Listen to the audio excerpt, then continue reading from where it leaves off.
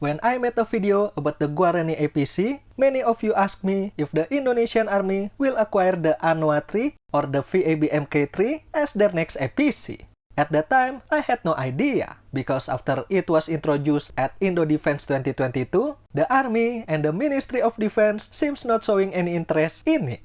Then just recently, Pindad showcased the Anoa 3 to delegation of the Army from combat units to operational and logistics. Looking at the list of the invitees gave me the impression that Pindad tried to convince the Army to acquire it someday. So today, let's explore this possibility a little bit. Should the Army divert from the current Anoa 2 to Anoa 3? If so, why should they?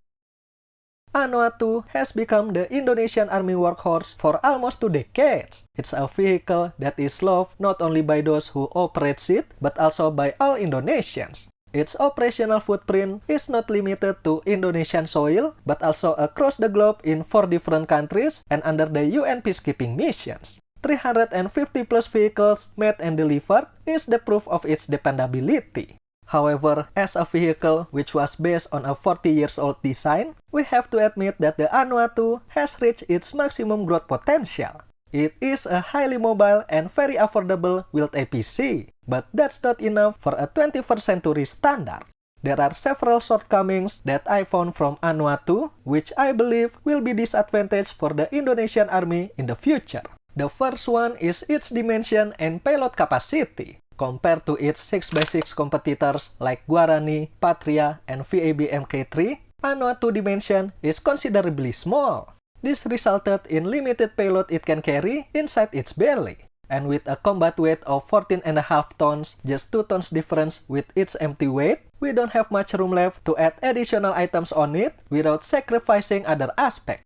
Second is its weapon placement. Unlike the original VAB, which has weapon placement on top of the commander seat or at the center of the vehicle, Anoa 2 has it located at the passageway between the front and troop compartments beside the engine room. The good thing about this design is all the spaces inside the vehicles are fully used and freeing the vehicle commander and passengers from gunner duty. But the consequence, this configuration is limiting the types of weapons that can be placed from this position. And if we need bigger guns, the center placement is still required. At glance, it's a simple problem and can be resolved by moving the weapons to the center. But if we look at how the APC variant is manufactured differently than the other variants, we can see how inefficient it is to have a different manufacturing process for not two different roles. And third is modularity. Modularity has become the most valuable design trait today because it's the essence of achieving vehicle's adaptability. With adaptability, a single vehicle is able to respond to different combat scenarios, perform a variety of missions ranging from low to high intensity.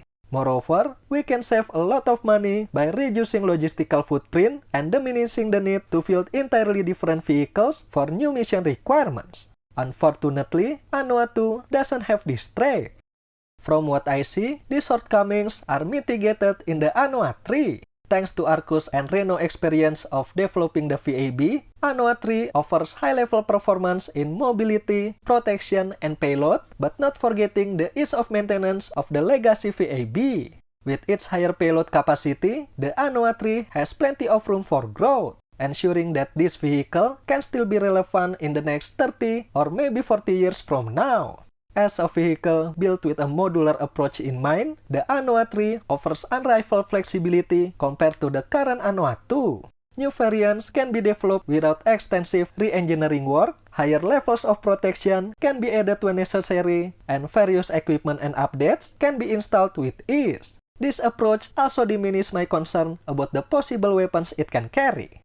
Let's take a look at some of Anoa 2 variants both in service or still in prototype stage. So far, they have APC, mortar, command, ambulance, recovery, and logistic variants. They have a fire support vehicle based on the same chassis and an amphibious variant which is still in prototype stage. Some have little difference between one and another, but the others need a major makeover.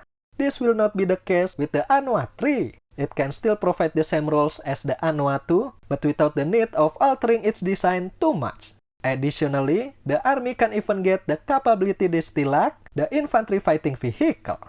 We cannot predict what kind of conflict that we might face tomorrow. One day, it can be asymmetric warfare against terrorists and insurgents. The next day, it can be an open war against peer adversaries. And the military is expected to be able to answer all these threats. But to do that, they need equipment, in this case vehicles, that is flexible and adaptable. However, currently, most of the Indonesian Army vehicle fleet still cannot provide this high level of flexibility to face the current and future threat.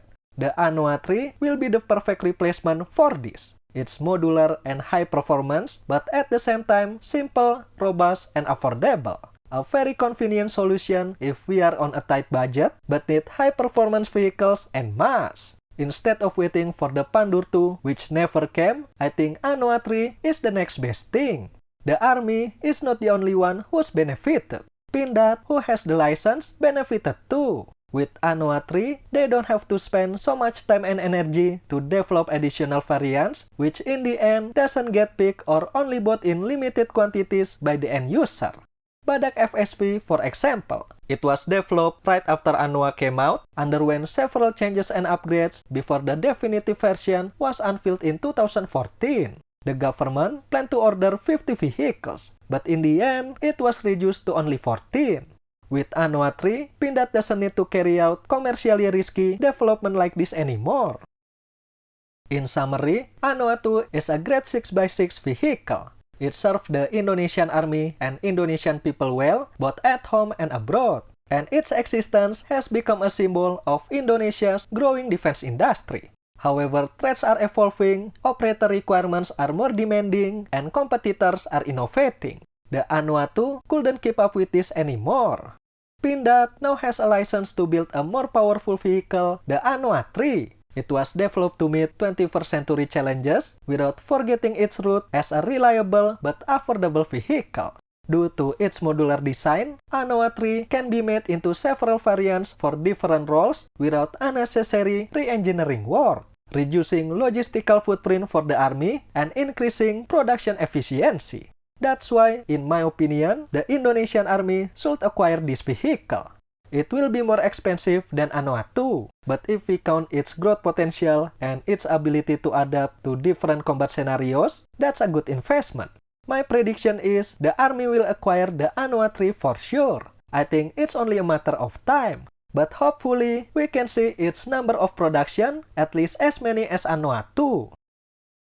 That's it for today, the Anoa 3 and why the Indonesian Army should buy it. What do you think about this vehicle? Let me know in the comment section below. Thank you for watching everyone. I'll see you in the next one.